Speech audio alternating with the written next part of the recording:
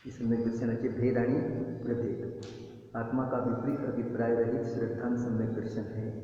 आत्म्याचं विपरीत अभिप्रायाने रहित श्रद्धान हे सम्यक दर्शन आहे. आत्मश्रद्धा, स्वतःवर विश्वास नाही ना. ज्याचा स्वतःवर विश्वास नाही त्याचा कोणावरच विश्वास नाही. पहिले स्वतःवर विश्वास करा. म्हणून स्वतःवर विश्वास करण्यासाठी स्वतःला जाणा, आपला विपरीत अभिप्राय जो दुःखाचं कारण आहे त्याला जाणा आणि त्याला दूर करा. विपरीत अभिप्राय जाणण्यासाठी आपल्याचा उपदेश ऐकणं आवश्यक आहे. आत्मा का विपरीत अभिप्राय रहित श्रद्धान सम्यक दर्शन है. वह आत्मा का स्वरूप है. इस तरह आपण काल पाहिलं होतं. वह सम्यक दर्शन निसर्गज और अधिगमज के भेद से दो प्रकार का है. ते सम्यक दर्शन दोन प्रकारचं आहे. एक निसर्गज आणि अधिगमज. निसर्गज सम्यक दर्शन कशाला म्हणतात? जो उपदेशादी बाह्य निमित्तों के बिना होता है उसे निसर्गज सम्यक दर्शन कहते हैं. जे उपदेशादी बाह्य निमित्ताशिवाय होतं त्याला निसर्गज सम्यक दर्शन म्हणतात. आणि जे उपदेशादी बाह्य निमित्तों से होता है उसे अधिगमज सम्यक दर्शन कहते हैं. आणि जे उपदेशाधिकाच्याद्वारे प्राप्त होतं त्याला अधिगमज सम्यक दर्शन म्हणतात. पण सम्यक दर्शनामध्ये देशनालब्धी आवश्यक आहे, उपदेशाची आवश्यकता आहे. निसर्गज जरी सम्यक दर्शन झालं तरी त्याने पूर्वी देशना ऐकलेली असते, परंतु सम्यक दर्शन प्राप्त झालं नाही, निर्णय केला नाही, अंतर्मुख झाला नाही, आत्मानुभव केलं नाही, पण निर्णयाप्रत आलेला आहे असा जीव पुन्हा अन्य भवामध्ये जाऊन त्या ठिकाणी उचित निमित्ताला निमित्त करून त्या ठिकाणी विचार करू लागतो आणि नेमकं त्याच्या लक्षात येतं की हे बरोबर आहे. आपण ही गोष्ट ऐकली होती ती बरोबर आहे. नंतर तो कालांतराने निर्णय करतो. नाहीतरी समोशरणात जरी गेला तरी समोशरणामध्ये जितेंद्र भगवंताचा उपदेश ऐकताना सम्यक दर्शन उत्पन्न होत नाही. इथं उपदेश ऐकत असताना सम्यक दर्शन उत्पन्न होत नाही, कारण उपदेश ऐकताना उपयोग बाहेर आहे ना. उपयोग बाहेर आहे. तो देवशास्त्र गुरुकडे असेल तर पुण्य बंद होईल, उपयोग घराकडे लागलेला असेल तर पाप बंद होईल.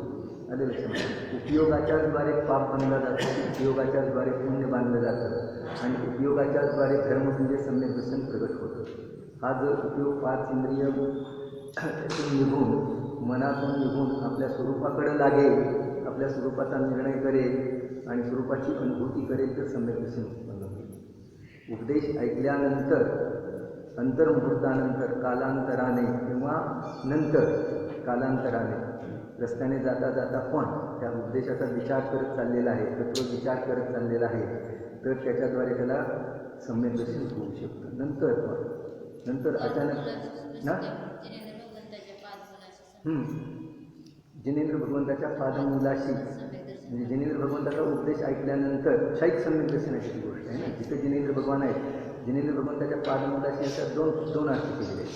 म्हणजे ज्या क्षेत्रामध्ये जिनेंद्र भगवान होऊन जातात त्या क्षेत्रातले जीव असं पण केलं. आणि जिनेंद्र साक्षात समोशरणामध्ये जाऊन किंवा केवली भगवान, जिनेंद्र भगवान किंवा केवली भगवान त्यांच्या पादमूलाशी तो उपदेश ऐकून शाहीक सम्यक दर्शन प्राप्त करतात.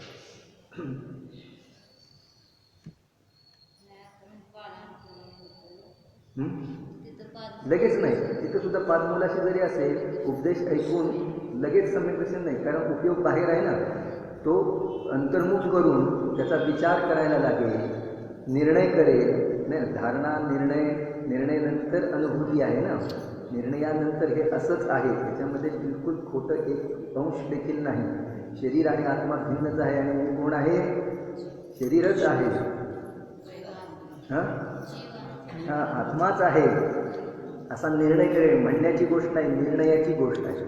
निर्णय आहे ठोस. जसं अग्नी उष्ण आहे, एकदा हात लावला, बालकाने पाहिलं की त्याला पुन्हा पुन्हा हात लावायचा प्रयत्न केला तर तो लावू शकणार नाही, लावणार पण नाही त्या ठिकाणी. तसं या ठिकाणी निर्णय असतो तो एकदम ठोस झालेला. अग्नी उष्ण म्हणजे उष्ण, साखर गोड म्हणजे गोड. आत्मा ज्ञानानंद स्वभावी आहे. ज्ञान आनंद येईल तर कुठून येईल? आत्म्यातूनच येईल. हा निर्णय पक्का झालेला आहे, डरमळीत निर्णय नाही. कदाचित तिकडून पण आनंद येईल, कदाचित असा येईल, व्यवहाराने तिकडून येईल, निश्चयाने इकडून येईल, असे हे नाही. आनंद येईल तर आत्म्यातूनच येईल. मी ज्ञानानंदाचा पिंड आहे, ठोस निर्णय, आणि त्याप्रमाणे अनुभूती करण्याचा प्रयत्न करेल तर सम्यक दर्शन होतं. असं सम्यक दर्शन प्राप्त होण्यासाठी पुरुषार्थाची आवश्यकता आहे. पुरुषार्थाने सम्यक दर्शन प्राप्त होतं, भाग्याने नाही सम्यक दर्शन प्राप्त होत. आपण मुक्तिमार्ग प्रकाशित नव्याधिकारामध्ये वाचलेलं आहे. धर्म पुरुषार्थाने प्राप्त होतो, धनसंपत्ती भाग्याने प्राप्त होते. जिथं पुरुषार्थ करायला पाहिजे तिथं पुरुषार्थ करत नाही, आणि जिथं पुरुषार्थ चालत नाही तिथं मात्र पुरुषार्थ करत बसतो. तर निसर्गज आणि अधिगमाची सम्यक दर्शनाचे दोन भेद आहेत. आत्ता उपदेश ऐकला, निर्णय करण्याचा प्रयत्न केला, निर्णयाप्रत आला, पण अनुभूती झाली नाही. कदाचित तिरंची गतीमध्ये गेला, कदाचित नरक गतीमध्ये गेला त्या ठिकाणी, आणि तर त्या ठिकाणी हे संस्कार तिथं जागृत होतात. मी तर कसं आलो, त्या भयंकर दुःखामध्ये मी काय केलं होतं, असं विचार करत ते जीव स्वसन्मुख होतात आणि आपल्या आत्मस्वभावाचा निर्णय करतात की शरीर भिन्न आहे आणि मी भिन्न आहे, संयोग भिन्न आणि स्वभाव भिन्न, समस्त संयोग भिन्न आणि स्वभाव भिन्न, अशा प्रकारे निर्णय करून ते सम्यक दर्शन प्राप्त करतात. त्यावेळेला त्यांना निसर्गच सम्यक दर्शन मुक्त करतात. पूर्वी उपदेश ऐकून आलेला आहे आणि तो येथे संस्कार इथे जागृत झाले आणि सम्यक दर्शन प्राप्त झाले. आणि जे जीव आहेत ते लगेच उपदेश ऐकतात आणि थोड्या वेळातच त्या ठिकाणी त्याच्यावर विचार करतात, गंभीर आत्मसन्मुख होऊन.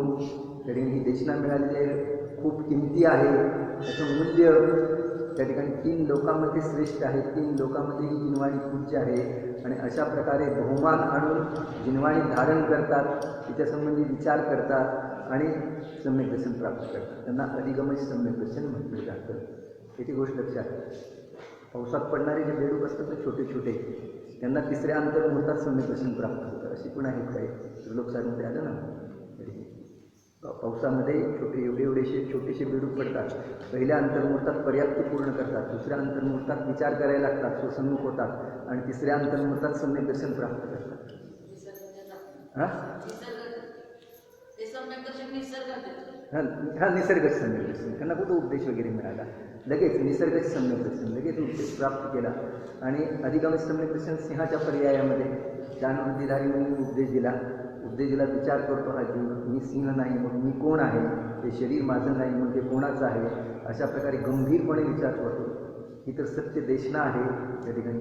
अशी देशना मिळून सुद्धा मी कोण याचं जर भान करणार नाही तर धर्म कसा प्रगट होणार, सम्यक दर्शन कसं प्रगट होणार. अशा प्रकारे किमती मनुष्यभाव मिळालेला आहे, आणि तो जर विचार करणार नाही आपले हित कशात आहे अहित कशात, ज्याला हिताची बुद्धी आहे त्याच जीवाला सम्यक दर्शन प्राप्त होतं. हित कशात आहे आणि अहित कशात आहे. लौकिक कार्यामध्ये देखील हित कशात आहे आणि अहित कशात आहे है ना, हे जो जीव जाणतो त्याचंच हित होतं लौकिक कार्यामध्ये देखील. नाहीतर नुसतं बाकीचं उठाठेवी करत बसेल, खूप कष्ट करत बसेल त्या ठिकाणी, तर त्याच्यामध्ये त्याचं हित नाही. आयुष्य बर्बाद होईल, धनसंपत्ती तर थोडीशी मिळेल आणि हित तर होणार नाही त्या ठिकाणी. किती वेळ आपण परासाठी द्यायचा, किती वेळ स्वतःसाठी द्यायचा, किती दुकानदारीसाठी द्यायचा, स्वतःच्या कल्याणासाठी द्यायचा, किती खानपाण्यासाठी द्यायचा, हे जर त्याला माहीत नाही, जो खानपानासाठी काही बिलकुल वेळ देणार नाही, सगळा वेळ दुकानदारीसाठी, सगळी वेळ सेवेसाठी त्या ठिकाणी, तर काय होईल, शरीरामध्ये काही दिवसात रोग उत्पन्न होतील. पैसे पैसे पैसे करत पैसे कमवशील, शरीराची अवहेलना करेल तर काय होईल, हित अहिताचा विचार नाही. संपत्ती म्हणजे सर्वस्व मानलं त्याने, आणि तरुण अवस्थेमध्ये पैसे कमवण्यामध्ये वेळ घालवला त्या ठिकाणी, शरीराची पण काळजी घेतली नाही, आणि पुन्हा रोग वगैरे झाले तर मग वाटते तितके पैसे खर्च करायला तयार. अविवेक, हित अहिताची जाणीव नाही त्याला. हित कशात आहे, आपण किती वेळ कशासाठी खर्च करायचा हा पण विवेक असला पाहिजे. शरीरासाठी किती वेळ द्यायचा, दुकानदारीसाठी किती वेळ द्यायचा, खाण्यापिण्यासाठी किती वेळ द्यायचा, बोलण्यासाठी किती वेळ द्यायचा, दुसऱ्याच्या सेवेसाठी किती वेळ द्यायचा, या सगळ्यामध्ये विवेक, आपलं हित कशामध्ये आहे इकडे दृष्टी असणं आवश्यक आहे. तर लौकिक याच्यामध्ये पण हित होईल, अन्यथा तिथं पण हित होणार नाही. तिथं तर अलौकिक हित साधायचं आहे. मग हिताहिताचा विवेक, आत्म्याचं हित कशात आहे, शरीराचं नाही या ठिकाणी. आत्म्याचं हित आत्म्याला, पहिली गोष्ट आत्म्याचं हित आत्म्याला जाणण्यामध्ये आहे, आत्म्याचा निर्णय करण्यामध्ये आहे, आणि आत्म्यामध्ये रममाण होण्यामध्ये आहे. हा निर्णय केला पाहिजे. आत्म्याचं हित म्हणजे माझं हित, मी तर आत्मा आहे आणि माझं हित स्वतःला जाणण्यामध्ये आहे. स्वतःला जाणणार नाही तर मी माझं हित कसं करू शकणार? ज्याचं हित करायचं आहे त्याचाच पत्ता नाही, ज्याचं कल्याण करायचं आहे त्याचाच पत्ता नाही, ज्याला धर्म करायचा आहे त्याचीच ओळख नाही, ज्याला शांती प्राप्त करायची आहे त्याचीच ओळख नाही. कोणाला शांती प्राप्त करविणार? शरीर सुखी तर मी सुखी, अविवेक आहे, त्याला अजून निर्णय पण नाही. कोणाला शांती प्राप्त करायची त्याची ओळखच नाही. तरी ज्याला धर्म प्राप्त करायचा आहे, ज्याला मोक्ष प्राप्त करायचा आहे, ज्याला अनंत सुखी व्हायचं आहे तो कोण आहे ना? त्याचाच पत्ता नाही. ज्याच्यासाठी हे सगळं करतो आहे, स्वाध्याय, व्रत, उपवास, दया, दान, तप, त्या ठिकाणी तो कोण आहे? त्याची जर ओळख नसेल तर कोणासाठी धर्म करणार? हा पहिला प्रश्न आहे ना. म्हणून स्वतःला पहिले ओळखा, स्वतःची जाण करा, स्वतःला जाणा. अशा प्रकारे निसर्गज आणि अधिगमन उपदेश शांत चित्ताने ऐका, ग्रहण करा, निर्णय करा, त्याच्यावर विचार करा. तत्व विचार वाले जीव को ही सम्यक्त होने का अधिकार है. मोक्षमात्र काशीमध्ये आलं ना, तत्व विचार रहित जीव कितीही दयादानादी करेल, पूजन अर्चन करेल, व्रत उपवासाचं पालन करेल, परंतु त्याला सम्यक्त होण्याचा अधिकार नाही. परंतु याच्याशिवाय तत्वविचारी जीव आहे तो कुठेही असेल, नरकात असेल, तिर्यंच्या गतीमध्ये असेल, एकाकी पडलेला असेल, जंगलात असेल, रोगी असेल, निरोगी असेल, स्वर्गात असेल, कुठं पण असेल, पण तत्वविचारवाला असेल त्याला सम्यक्त निश्चित उत्पन्न होतं. म्हणून जे ऐकलं वाचलं त्याच्यावर विचार करण्याची रुची लावा, विचारी बना. त्या ठिकाणी विचाराशिवाय सम्यक दर्शन उत्पन्न होत नाही, विचाराशिवाय स्वाध्यायाची पूर्णता होत नाही. ऐकलं वाचलं हे भाग्य तुझं उदयात आले, तुला ऐकायला मिळालं, पण तू त्याच्यावर विचार कर, हा पुरुषार्थ आहे. तू दुसरा तिसरा विचार करत बसतो की आत्म्यासंबंधी जे ऐकलं वाचलं ते आठव, त्याचं स्मरण कर, ते तसंच आहे का याची निश्चिती कर, निर्णयाप्रत निर्णय कर, त्या ठिकाणी त्याप्रमाणे अनुभूती कर, तर तुला सम्यक दर्शनाची प्राप्ती होईल. अनंत भवाचं कल्याण तुझं होईल. पुढचे सर्व भव सुखाचे होतील, जेवढे असतील तेवढे. परंतु लाख प्रयत्न कर, विचार बदल, मती बदल, बुद्धी बदल. विचार बदलले तर भविष्य बदलतं, विचार बदलल्याशिवाय भविष्य बदलत नाही. अनादिकालापासून विचार परतर्फ्याच्या सन्मुख आहेत, खोटे आहेत, पराक्षिक मानून बसलेला आहे. हा विचार बदलायलाच तयार नाही. शास्त्र वाचेल, देवदर्शन करेल, सगळं करेल, पण विचार, शरीर, संपत्ती, भोग, इंद्रिय याचेच विचार चालतात. विचार बदलल्याशिवाय भविष्य बदलत नाही. येथे गोष्ट लक्षात. विचार बदला, विचार त्याच्यासाठी तत्वाची रुची उत्पन्न करा, तत्वासंबंधी जिज्ञासा उत्पन्न करा, तर सम्यक दर्शन प्राप्त होईल. सम्यक दर्शन प्राप्त होईल तर पुढचे भाव थोडेसे आहेत, अतिसीमित आहे, आणि जे असतील ते एकापेक्षा एक उत्कृष्ट असतील, सर्व सुखाचे असतील. म्हणून सम्यक दर्शनासारखा या जगामध्ये मित्र नाही आणि मिथ्यात्वासारखा शत्रू नाही. सम्यक दर्शन कर्णधार आहे. मोक्ष मार्गामध्ये मार्ग दाखविणारा सम्यक दर्शन आहे, ते कर्णधार आहे. त्याला सम्यक दर्शन झालं, त्याच्या ज्ञानामध्ये मोक्ष मार्ग प्रगट झाला. मोक्ष मार्ग कसा असतो? वितराग भावरूप. रागाला तो मोक्ष मार्ग मानणार नाही. अथवा व सम्यक दर्शन 3 प्रकारचं आहे, किंवा 3 प्रकार. सम्यक दर्शनाचे भेद सांगून सम्यक दर्शनाचं स्वरूप सांगतायत. सम्यक दर्शनाचे आता 3 प्रकार सांगतायत. जो दर्शन मोह के उपशम से हो वह औपशमिक सम्यक दर्शन है, जो दर्शन मोह के क्षय से हो वह क्षयिक सम्यक दर्शन है, और जो दर्शन मोह के क्षयोपशम से हो वह क्षयोपशमिक सम्यक दर्शन है. जे दर्शन मोहाच्या, दर्शन मोह म्हणजे पुद्गल आहे. दर्शन मोह, दर्शन मोह कर्म हे पुद्गल आहे, पण दर्शन मोह म्हणजे विपरीत मान्यता. दर्शन मोह कर्माच्या निमित्तात, हा त्याचा स्वभाव नाही म्हणून कर्माचं निमित्त नाही. कर्म काय त्याचे विपरीत परिणाम करत नाही. कर्म बेचारा नाही, कर्माने माझे विपरीत परिणाम केले, कर्म तुझे विपरीत परिणाम करत नाही. तू करशील तर कोण निमित्त आहे? कर्म निमित्त आहे, त्याची उपस्थिती आहे त्या ठिकाणी. त्याच्या उपस्थितीला निमित्त करून तू त्या ठिकाणी विपरीत परिणाम करतो आहेस. तू जर पुरुषार्थ करशील, ठरवशील की विचार करून प्रत्येक परिणाम करायचा, तर ते मोहनीय कर्म ढिलं पडेल, एक दिवस तोंड फिरवून निघून जाईल. येथे गोष्ट लक्षात. कर्म काय करत आहे? कर्म कुठपर्यंत? आम्ही त्याची सत्ता चालू देतो तोपर्यंत.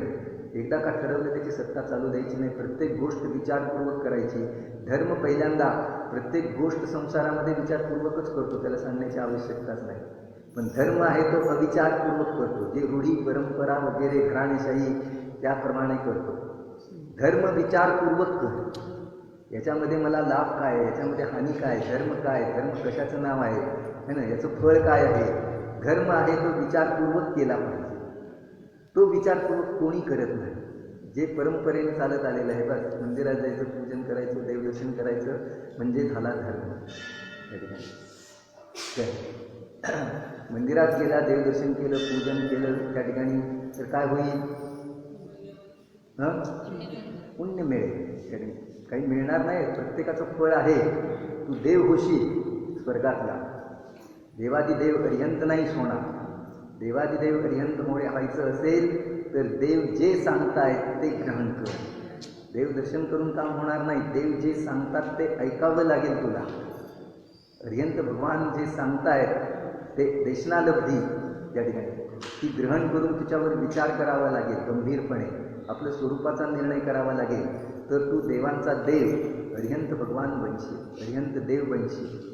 येथे गोष्ट लक्षात त्या ठिकाणी. पुण्याचा उपाय भिन्न आहे, धर्माचा उपाय भिन्न आहे. देशनालब्धी ग्रहण करून त्याच्यावर विचार कर. अशी देशनालब्धी प्राप्त होण्यामध्ये कोण निमित्त आहे? देव, शास्त्र, गुरु. वीतरागी देव, वीतरागी गुरु आणि वीतरागी शास्त्र निमित्त आहेत. आणि तुझं अहोभाग्य, तुला असे देव, शास्त्र, गुरु मिळाले काय. पण तरीसुद्धा तू अभागी, तिकडे लक्ष देणार नाहीस तर घरामध्ये गव्हाची खीर केलेली आहे चांगल्यापैकी आणि जेवायला आल्यानंतर हा म्हणे मला बाजरीच्या कण्या खायची इच्छा होते आहे. येते नाही खूप पाठवून. तर जी चतुर सून आहे ती विचार करेल की आज सासऱ्यांना हीन धान्य, निकृष्ट धान्य खाण्याची इच्छा होते आहे. म्हणजे यांचं पुण्य क्षीण झालेलं आहे. घरात तर गव्हाचीच खीर केलेली आहे आणि यांना बाजरीच्या कण्या खाण्याची इच्छा होते आहे. म्हणजे काय होत आहे? यांचं पुण्य क्षीण झालेलं आहे. जसं या ठिकाणी देव, शास्त्र, गुरु जवळ असून, मंदिर जवळ असून आहे ना, त्या ठिकाणी 10 मिनिटाच्या 15 मिनिटाच्या अंतरापेक्षा तर कोणाच्या घरापासून दूर नाही. शहरातून किती लांब असतात मंदिरं, तरी लोक दर्शनाला जातात, पूजेला जातात. या ठिकाणी त्याला दर्शन पूजनाचे भाव येत नाही. आणि गव्हाची खीर मिळालेली आहे खायला. त्या ठिकाणी देव, शास्त्र, गुरु वीतरागी मिळालेले आहेत त्या ठिकाणी. पण ते ऐकण्याचे भाव होत नाही, जाण्याचे भाव होत नाही त्या ठिकाणी. आणि तो अन्य भविष्यवाल्याला विचारत बसेल, हे करेल ते करेल, अन्य देवी देवतांना भजत बसेल है ना. निकृष्ट त्या ठिकाणी कुत्सीय आहे ना. अष्टप्रहरमध्ये एक श्लोक पण आला ना, कुत्सीय गई भायणो होई. जो कुत्सित देवादिकांना, कुत्सित धर्माला भजतो त्याला कुत्सित गतीची प्राप्ती होते. अशा अर्थाचा एक श्लोक अष्टप्रहरमध्ये आलेला आहे. कुत्सित धर्माचं जो सेवन करतो त्याला कुत्सित गती प्राप्त होते. कुत्सित धान्य खाण्याची इच्छा होते म्हणजे याचं पुण्य क्षीण होत चाललेलं आहे. पुण्य क्षीण होत आहे म्हणजे हा नजीकच्या काळामध्ये, थोड्याच काळामध्ये नरक निगोदामध्ये जाण्याची याची तयारी सुरू झालेली आहे. कारण सहज असून, सुलभ असून देखील देवदर्शनाचे भाव होत नाही, गुरुदर्शनाचे भाव होत नाही, गुरुची देशना ऐकण्याचे भाव होत नाही, शास्त्र ऐकण्याचे भाव होत नाही. म्हणजे याचं पुण्य क्षीण झालेलं आहे. कोणाला याचा संदर्भ आपल्या लक्षात आला पाहिजे. कोणाला विचारायला जाण्याची आवश्यकता नाही. आपले परिणाम आपल्याला सांगतायत की आपलं वय वाढत चाललेलं आहे आणि आपले परिणाम विषय कशाकडे अधिक झुकतायत का देवदर्शनाकडे झुकतायत, अधिक तत्वविचाराकडे झुकतायत, तत्वचर्चेकडे झुकतायत, अधिक शास्त्र स्वाध्याय वगैरे करण्याचे भाव होत आहेत का अन्य काही करण्याचे भाव होत आहेत. याच्यावर आपल्या परिणामावर आपलं पुढचं भविष्य अवलंबून आहे, आपला भाव अवलंबून आहे. कोणाला विचारायला जाण्याची काय आवश्यकता आहे त्या ठिकाणी? माझी कशी गती होईल, माझं काय, तुझे भाव सांगतायत ना, संदर्भ सांगतो आहे ना तुला त्या ठिकाणी. तू कुठं जाणार आहेस, काय करणार आहेस त्या ठिकाणी. तुझं पुण्य क्षीण होत चाललेलं आहे का पुण्य वाढत चाललेलं आहे? पुण्य वाढत चाललं असेल तर तशा प्रकारचे भाव होतात त्या ठिकाणी. पुण्य क्षीण होत चाललं असेल तर तशा प्रकारचे भाव होत जातात त्या ठिकाणी. याच्यामध्ये एक श्लोक आला ना इर्यापद शुद्धीमध्ये, इर्यापद भक्तीमध्ये, जन्मोन्मार्जं भवतु भवता पादपद्मं न लभ्ये तच्चै स्वैरं चरतु न च दुर्दैवतां सेवतां सा अश्नातन्यं यदिह सुलभं दुर्लभं चेन्मुदास्ते क्षुद्धा वृत्तो कवलयति का कालकूटं बुभुक्षु जन्मोन्मार्जं भूतभूता पादपद्मं न लभते. जन्माजन्मामध्ये हे भवन भ्रमण हे जिनेंद्र भगवान भ्रमण करत असताना कदाचित मला या भवामध्ये तिथे पादपद्म मिळाले नाही.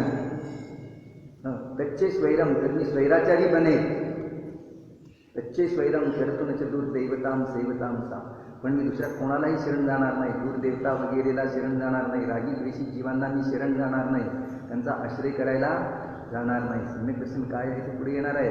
ज्या मार्गामध्ये सर्वज्ञ नाही त्या मार्गाच्या ठिकाणी जाणं ते 6 अनायतनामध्ये येणार आहे. तो सम्यक दृष्टीजीव त्या ठिकाणी जात नाही.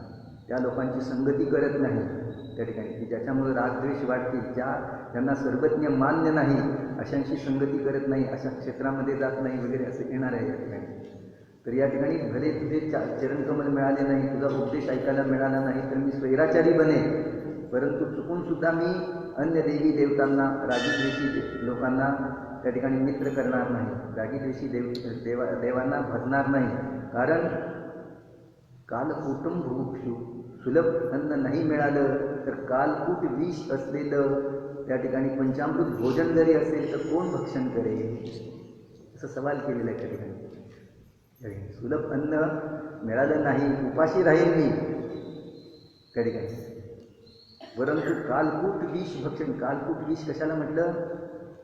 रागी द्वेषी देवी देवतांना भजणं, मंत्रतंत्र वगैरे करणं, दोरा गंडा ताईत वगैरे करणं हे काय आहे? कालकूट विष आहे. हे करण्याचे भाव त्याला येतात ज्याचा नरक निगोदाला जाण्याचा काळ जवळ आलेला आहे. आत्ता काही वाटत नाही त्याला, ह्यात काय पाप आहे वाटतं त्याला. परंतु असे भाव राग, तीव्र रागाचे भाव त्याशिवाय येत नाही. परद्रव्यासंबंधी आसक्ती असल्याशिवाय कोणाला शरण जाण्याचे भाव येत नाही. कारण त्याला माहीत आहे जिनेंद्र भगवान काही परद्रव्यामध्ये काही करू शकत नाही. आपल्या भाग्याशिवाय अधिक काही मिळत नाही. 1 रुपया मिळायचा असेल तर तो पुण्याशिवाय मिळत नाही. कोणी अभिमान करत असेल मी इतके रुपये मिळवले, अमुक केलं तमुक केलं, परंतु तुझ्या पुण्यापेक्षा तू 1 रुपया देखील तुझ्या पुण्यापेक्षा मिळत नाही. जर इच्छेने आणि कष्टाने रुपये मिळत असतील तर इच्छा घेऊन आलेले आणि दिवसभर कष्ट करण्याच्या तयारीने आलेले देखील 1 रुपया न कमवता घरी जातात. पुण्याचा उदय नसेल तर. आलं लक्षामध्ये? पुण्याच्या उदयाशिवाय संयोग प्राप्त होत नाही. पापाचा उदय आला तर एका क्षणात संयोग निघून जातात. आणि हे पुण्य देवशास्त्र गुरूच्या भक्तीच्या द्वारे प्राप्त होतं. हे पुण्य कशाच्याद्वारे प्राप्त होतं? ठीक आहे पुण्य तर पुण्य, पण पुण्य कशामुळे प्राप्त होतं? तुला धनसंपत्ती प्राप्त करण्याचा, इंद्रिय विषय भोग बाह्य साधन सामग्री गोळा करण्याची इच्छा आहे तर तू त्या ठिकाणी ही पापाची इच्छा आहे. आलं लक्षामध्ये? याच्याद्वारे पुण्य खर्चलं जात आहे त्या ठिकाणी. पुण्य शाबूत ठेव त्या ठिकाणी. मरते समय तुझ्या उपयोगाला येईल हे पुण्य.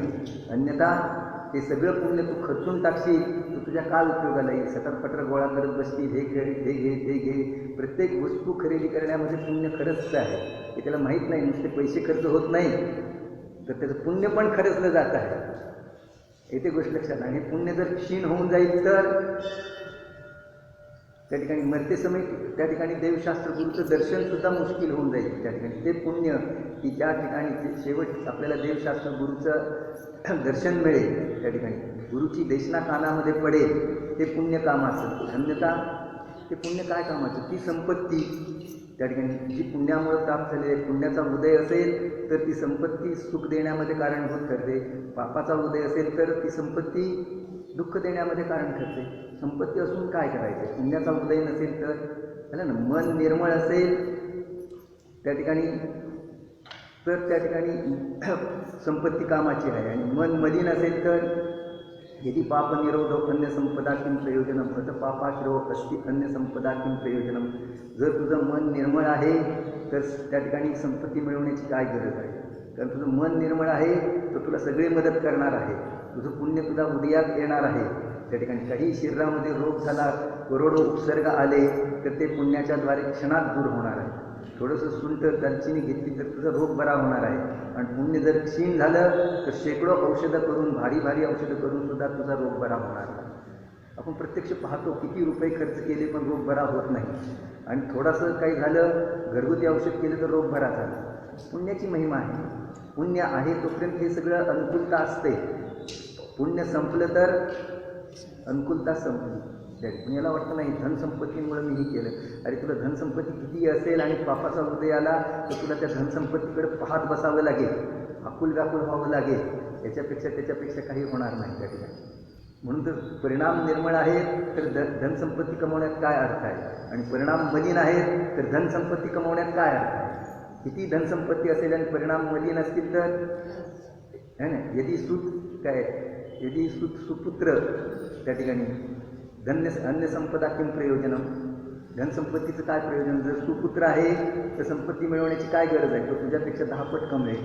आणि जर पुत्र कुपुत्र आहे तर संपत्ती मिळून काय उपयोग आहे, तो कमवलेल्या एका दिवसात घालवून बसेल. तसं आहे या ठिकाणी. परिणाम निर्मळ असतील, त्या ठिकाणी दैवशास्त्र गुरुशी जोडले गेलेले असतील तर त्या ठिकाणी हे पुण्य कामाला येणार आहे. त्या ठिकाणी बाहेरची संयोग कामाला येणार आहे. आणि नाहीतर कितीही बाह्य संयोग गोळा केले तू आणि पापाचा उदय सुरू झाला तर ते एक पण तुझ्या कामाला येणार नाही, काही पण कामाला येणार नाही. येथे गोष्ट लक्षात त्या ठिकाणी. म्हणून त्या ठिकाणी देवशास्त्र गुरु त्याचा निर्णय करा. सम्यक दर्शन प्राप्त करण्यामध्ये ते उत्कृष्ट निमित्त आहे.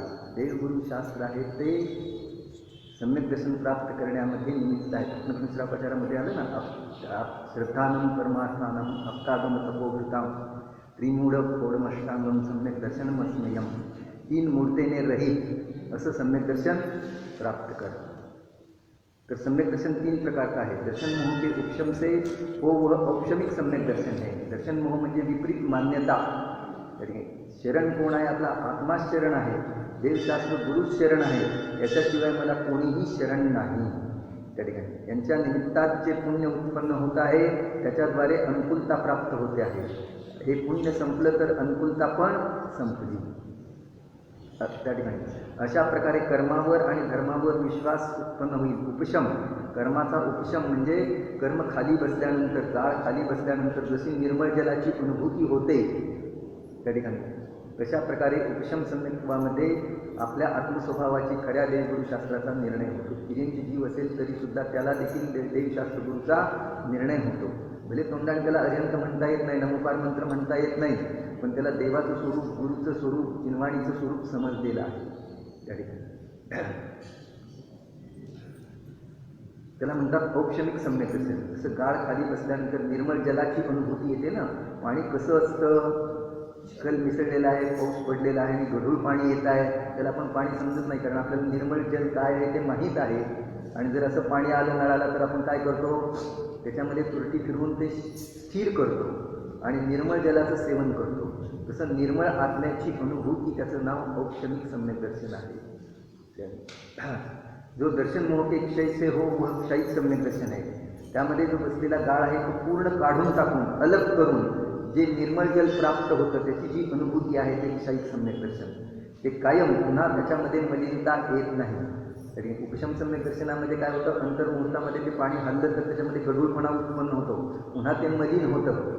तसं या ठिकाणी क्षयिक सम्यक दर्शन प्राप्त झाल्यानंतर पुन्हा त्याच्यामध्ये मलिनता येत नाही. कुठेही गेला तरी रणिक राजा प्रथम नरकामध्ये गेलेला आहे, भयंकर दुःख, मार, पीठ वगैरे, परंतु त्याच्या सम्यक दर्शनामध्ये आच नाही, मलिनता बिलकुल नाही. श्रद्धेमध्ये मलिनता नाही, असंच आहे. आत्मा सदाकाल ज्ञानानंद स्वभावी आहे, त्याच्यामध्ये बिलकुल आच नाही. त्याला म्हणायचं क्षयिक सम्यक दर्शन. और दर्शन मोह के क्षयक्षम से हो वह क्षायुक्षमिक सम्यक दर्शन है. आणि त्यातला काही काळ निघून गेलेला आहे, त्या ठिकाणी काही प्रकृती निघून गेलेल्या आहेत आणि काही प्रकृती अजून विद्यमान आहे. क्षयक्षम, क्षय आणि उपशम, त्याला क्षायुक्षमिक सम्यक दर्शन म्हणतात. अशा प्रकारे सम्यक दर्शनाचे पहिल्यांदा 2 भेद केले, निसर्गज आणि अधिगमज.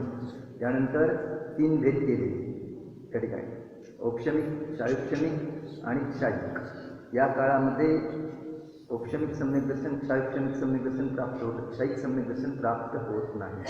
क्षयिक सम्यक दर्शन ज्या वेळेला केवली असतात, शुद्ध केवली असतात, त्या काळामध्ये केवली भगवंताच्या पादमूलाशी क्षयिक सम्यक दर्शन प्रकट होतं. क्षयिक सम्यक दर्शनवाला जीव नियमाने 2 भवामध्ये मोक्षाला जातो. क्षयिक सम्यक दर्शनवाला जीव उपशम सम्यक दर्शनवाला जीव उपशम सम्यक दर्शन जर सुटून गेल, उपशम सम्यक दर्शन तर अंतर्मुखात सुटून जातं, पण तो जीव नियमाने अर्धपुद्गल परावर्तन एवढ्या काळामध्ये मोक्षाला जातो. मोक्षाचं त्याचं रिझर्वेशन झालेलं आहे. थोड्या एक क्षणासाठी, थोड्या काळासाठी त्याने सम्यक दर्शन प्राप्त केलेलं आहे, निश्चित केलेलं आहे की मी ज्ञानानंद स्वरूपी आत्मा आहे, संयोग माझ्यापासून भिन्न आहे, संयोगावर माझी सत्ता चालत नाही, संयोगावर सुखदुःख नाही, हा सगळा निर्णय करणं आवश्यक आहे. संयोगामध्ये सार नाही, संयोग निस्सार आहे आणि मी सारभूत तत्व आहे. मी ज्ञानानंदमय वस्तू आहे, सर्व परद्रव्यापासून भिन्न, रागाधिकापासून भिन्न, अशा प्रकारे आपल्या वस्तूचा ज्याने निर्णय केलेला आहे आणि अशी अनुभूती केलेली आहे, त्या जीवाला सम्यक दर्शन प्राप्त होतं. आणि असं एक क्षणभर सम्यक दर्शन प्राप्त केलेला जीव आहे, तो नियमाने मोक्षाला जाणारा आहे. थोड्याच काळामध्ये मोक्षाला जाणार आहे. नाही जायचं म्हटलं तरी त्याला मोक्षाला जावं लागणार. तिकीट काढलेलं आहे ना, रिझर्वेशन झालेलं आहे, त्यामुळे त्याला मोक्षाला जावंच लागणार आहे. म्हणजे तो जाणारा आहे निश्चितपणे. अथवा सम्यक दर्शन 10 प्रकार का है, अज्ञा सम्यक व आदि 10 भेदों का वर्णन आगामी छंद में करेंगे. ते 10 प्रकार आहेत, ते पुढच्या छंदामध्ये येणार आहे. ते यामध्ये आत्मानुशासनमध्ये गुणभद्राचार्यांची विशेषता आहे. 10 प्रकार गुणभद्राचार्यांनी यामध्ये केलेले आहेत. सम्यक्त्वाचे 10 प्रकाराने वर्णन केलेलं आहे. व श्रद्धा मूर्ता आदि 25 दोषों से रहित होता है. हे सम्यक दर्शन मूर्ता म्हणजे मूर्खता. आपण मूर्ख आहोत का? कोण आपल्याला मूर्ख म्हणून घेईल? ज्याच्या अंतरंगामध्ये विपरीत मान्यता आहे, देवगुरु शास्त्रासंबंधी, धर्मासंबंधी, स्वतः संबंधी, तो जीव मूर्ख आहे. भले सगळ्या दुनियाला जाणत असेल, दुनियामध्ये तज्ज्ञ असेल, विशेषज्ञ असेल, परंतु स्वतःला जाणत नाही, स्वतःचं स्वरूप माहीत नाही, देवशास्त्र गुरुचं स्वरूप माहीत नाही, तो जीव प्रयोजनभूत तत्वामध्ये तो मूर्ख आहे. प्रयोजनभूत तत्व कशाला म्हणतात? जे आपल्याला सुखामध्ये कारणभूत आहे त्या तत्वाला प्रयोजनभूत तत्व म्हणतात. जे सुखामध्ये कारणभूत आहे तेच त्याला माहीत नाही, बाकीच्या गोष्टी माहीत असून काय उपयोग आहे त्या ठिकाणी? तर त्या जीवाला मूढ म्हटलं. मूढ, 3 मूढता त्या ठिकाणी. लोकमूर्ता, समयमूर्ता आणि देवमूर्ता. लोक 3 मूर्ता कोणत्या आहेत? आणि 25 दोषाने रहित असं सम्यक दर्शन. 3 मूर्ता. पहिल्यांदा 3 मूर्ता सोडा, 3 प्रकारच्या मूर्खता सोडा. लोकमूर्ता, सगळे लोक करतात म्हणून मी करतो, मूर्ख आहे. विचार केला नाही का, कशासाठी, याच्यात लाभ काय, हानी काय, माझे कशाय मिटतात का, धर्म कशासाठी करायचा, कशाय मिटवण्यासाठी करायचा, रागद्वेष भाव मिटवण्यासाठी करायचा, मंदिरात कशासाठी यायचं, विचार करून नाही सगळे लोक येतात इथले म्हणून. या ठिकाणी असं नाही. या ठिकाणी प्रयोजन, पहिल्यांदा प्रयोजन, नाहीतर ती लोकमूर्तेमध्ये गेलं, लोक करतात म्हणून. सगळ्यांना बाकी माहीतच आहे गोष्ट वगैरे. त्या ठिकाणी सगळे करतात म्हणून करत असेल तर त्या ठिकाणी फुलाच्या खाली काय आहे, सगळ्यांनी फुलं टाकली त्या ठिकाणी, मग शेवटी त्या प्रधानाने ती फुलं हलवली आणि खाली काय बघितलं तर कुत्र्याची विष्ठा. मग सगळे फुलं टाकत होते म्हणून त्याने टाकलं, तर सगळे भसतात म्हणून हा भसतो आहे. सगळे हां सांगितली होती, हां सांगितली, चांगली घटना सांगितली होती. हां असेल सगळ्यांच्या लक्षात. किती चतुराई करण्याचा प्रयत्न करतो, आणखीन पुढं जाऊन माझ्यासारखं कोण चतुर नाही. अरे पण हे कशासाठी करायचं, विचार करत नाही. देवगुरुशास्त्राचं स्वरूप माहीत नाही स्वतःला. बघा, स्वतः देवगुरुशास्त्राचं स्वरूप जाणून घ्या. हेच देव का, हेच गुरु का, हेच शास्त्र का? कारण हे आपले कशाय मिटविणारे आहेत, आपले विकार नष्ट करणारे आहेत, स्वयं सर्वज्ञ आहेत, स्वयं अनंत ज्ञान दर्शनाधिक प्राप्त केलेले आहेत, स्वयं पूर्ण सुखाला प्राप्त झालेले आहेत. असेच देव आपण निवडलेले आहेत. त्या देवाचं स्वरूप आपल्या घरातल्या मुलांना देवाचं स्वरूप सांगा, मुलींना देवाचं स्वरूप सांगा, सुनांना देवाचं स्वरूप सांगा. रोज मंदिरात येताना, देवदर्शनाला येताना मुलांना मुलींना घेऊन या, तर तुम्ही म्हातारे झाल्यानंतर तुम्हाला ते घेऊन येतील. नाहीतर त्यांनाच देवदर्शनाचे संस्कार नसतील तर ते येणार नाहीत, सवय नाही त्यांना यायची. आणि तुम्ही म्हातारे झाल्यानंतर म्हणतात मला घेऊन तरी जा मंदिरात, तुम्ही इथनं दर्शन करा. मला सवड नाही, सवयच नाही ना त्याला. एखाद्या दिवशी घेऊन गेला तर गेला, परंतु रोज घेऊन येणार नाही. त्याला सवय आहे देवदर्शनाची, तो घेऊन येईल है ना. म्हणून रोज देवदर्शनाला येताना स्वतः तर याच, पण आपल्या मुलांना पण घेऊन या, सुनांना पण घेऊन या. त्यांना देवशास्त्र गुरूची ओळख करून द्या. मग ते अन्य मिथ्यादेवी देवतांना भजणार नाही. जिनधर्म शाबूत राहील. जिनधर्माची पताका अजून 11,500 वर्ष आपल्याला पुढे न्यायची आहे. आलं लक्षामध्ये. अजून पंचमकाळ मोठा आहे, इथपर्यंत पोहोचवायचे आहे. कारण आचार्यांनी आपल्यापर्यंत हा धर्म पोहोचवलेला आहे. आपण स्वार्थी बनून तो नष्ट करता कामा नये. तो भावी पिढीला त्या ठिकाणी धनसंपत्ती जितक्या याने देतो, आपण प्रयत्नाने देतो, त्याच्यापेक्षा ही धनसंपदा, सम्यक दर्शन ज्ञान चारित्र्याची धनसंपदा, धर्माची धनसंपदा त्यांना त्यांच्या वारसा हक्काने देणं हे अत्यंत महत्त्वाचं आहे. ही संपदा पहिल्यांदा द्या. त्या ठिकाणी म्हातारपण जर सुखामध्ये घालवायचं असेल, पुढचा भाऊ जर सुधारायचा असेल, म्हातारपण जर समाधानामध्ये गेलं, सुखामध्ये गेलं, तर पुढचा भाऊ समाधानामध्ये, सुखामध्ये, शांततेमध्ये जाईल. आणि म्हातारपणच जर कष्टामध्ये गेलं, दुःखामध्ये गेलं, तर पुढचा भाऊ बिघडून जाईल. म्हातारपण बिघडू नये असं वाटत असेल तर आपल्या मुलांच्यावर संस्कार करा, सुनांच्यावर संस्कार करा, आणि सुनांनी पण आपल्या मुलांवर संस्कार करा. ऐनवेळी पुन्हा म्हणसाल तुम्ही 15-16 वर्ष झाल्यानंतर आता आम्ही त्यांच्यावर संस्कार करू त्या ठिकाणी, तर लहानपणापासून संस्कार करा. त्यांना पाठशाळेमध्ये पाठवा. जितक्या काळजीपूर्वक आपण शाळेमध्ये पाठवतो त्याच्यापेक्षाही अधिक काळजीपूर्वक है ना. एक वेळ नाही शिकला तरी काही फार बिघडणार नाही, कारण तो पुण्य घेऊन आलेला आहे. तो मरणार नाही उपाशी. जैन कुलात उत्पन्न झालेली व्यक्ती उपाशी मरणार नाही, आणि त्याच्या पुण्या इतकं सगळ्यांनी कमवून पण ठेवलेलं आहे. एवढं पुण्य घेऊन तो आलेला आहे. त्यामुळे शाळेत नाही गेला तरी काही बिघडणार नाही, परंतु पाठशाळेत गेला नाही तर त्याच्या अनंत भवामध्ये बिघाड होणार आहे. वर्तमान भाव पण बिघडणार आहे. वर्तमान भावात पण तो सुखी राहू शकणार नाही, आणि भविष्य काळामध्ये पण तो सुखी होऊ शकणार नाही. म्हणून तितक्या काळजीपूर्वक देवदर्शनाला पाठवा, पाठशाळेमध्ये पाठवा, सकाळच्या पूजनाला पाठवा. अलग लक्षामध्ये त्याच्यावर संस्कार होऊ द्या. त्या ठिकाणी ही संधी मिळालेली आहे, आणि ही जर घालवून बसाल तर पुन्हा पश्चातापाशिवाय, आणि सहज संधी आहे. त्याच्यामध्ये कुठलेही कष्ट नाही. पूजन अर्चनाच्या वेळी लवकर उठवा. कुठं लग्नाला जायचं असेल, दांड्याला जायचं असेल तर काळजीपूर्वक लवकर उठवून त्याला तयार करता की नाही. स्वतः तयार होता वेळेच्या आधी अर्धा तास, आणि पूजनासाठी मग मात्र वेळेच्या उशिरा अर्धा तास. पूजन संपत आल्यानंतर मग सुरुवातीपासून शेवटपर्यंत त्या ठिकाणी संस्कार होणं आवश्यक आहे. त्याला रुची लागणं आवश्यक आहे. सकाळी उठल्याबरोबर त्याचे पाय मंदिराकडे वळले पाहिजेत, देवदर्शनाकडे वळले पाहिजेत त्या ठिकाणी, कारण हेच परिणाम त्याला भविष्यकाळामध्ये सुखाकडे घेऊन जाणारे आहेत. अन्यथा तुम्ही त्याला सुखी करणार का दुःखी करणार? तुम्ही त्याचे शत्रू आहात का मित्र आहात? विचार करा. जर खरोखर मित्र आहात, हितेशी असाल, तर त्याला देवशास्त्र गुरूची ओळख करा, देवदर्शन करवा, पूजन अर्चन करण्याचा त्या ठिकाणी छंद लावा, त्याला व्यासंग लावा. त्याला तत्वरुची उत्पन्न करा. स्वतःमध्ये तत्वरुची उत्पन्न करा, आणि आपल्या घरातील सर्वांमध्ये पण तत्वरुची उत्पन्न करा. असे संस्कार करा. अन्यथा हा मनुष्यभाव निष्फळ निघून जाईल. फार पुण्याने किमती मनुष्यभाव मिळालेला आहे. त्यासाठी खूप पुण्य खर्च केलेला आहे. ओम नमः.